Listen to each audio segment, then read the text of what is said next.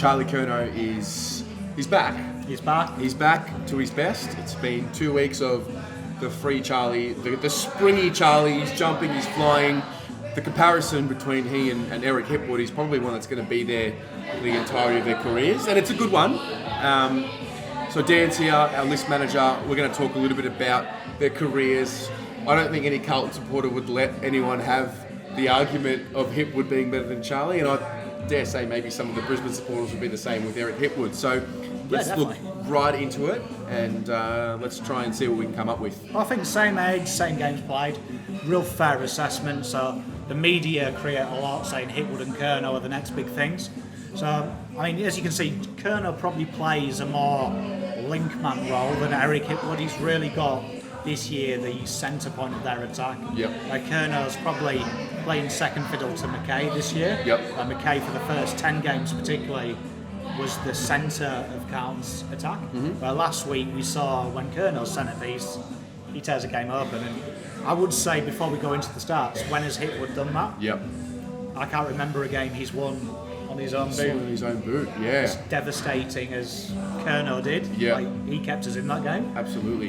And It's a bit sad to see that Hipwood's kicked a few more goals than him. Well, he's played a few more games. He's played 9 more games, is it? Yeah, he's played a few more games, and I games, think Brisbane as well, really good this year. Yeah, true. He's had some gift goals. Yep.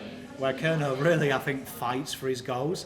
And I think scoring accuracy-wise as well, what's really positive for Carlton is 60% is around that kicking elite average. Yeah, He's getting absolutely. close there already. Yep. And that's getting better every year. There's a big progression of upgrades from Curnow, where Hipwood has been 53 nearly his career. I've noticed Charlie's set shot routine, the way he drops the ball, the way he's holding the ball is a little bit different too this year. Definitely, So, yeah. I mean, yeah. Curnow for me is going to be one hell of a player.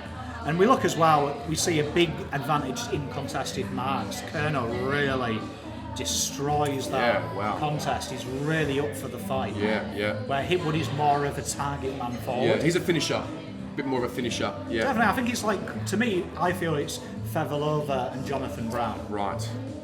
Where Curnow's playing that Fev role where he will just turn up and have 9-10 goals. Yeah. Where Brown will always give you 2-3 goals.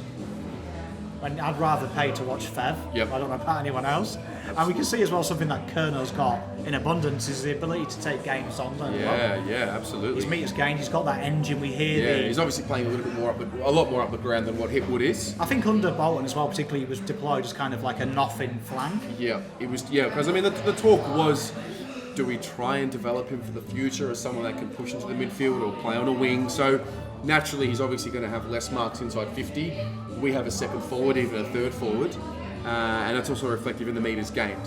Yeah, so, for me as well. I mean, the Cooter reference. I hate the Cooter reference because to me he's a centre half forward. He proved that last week.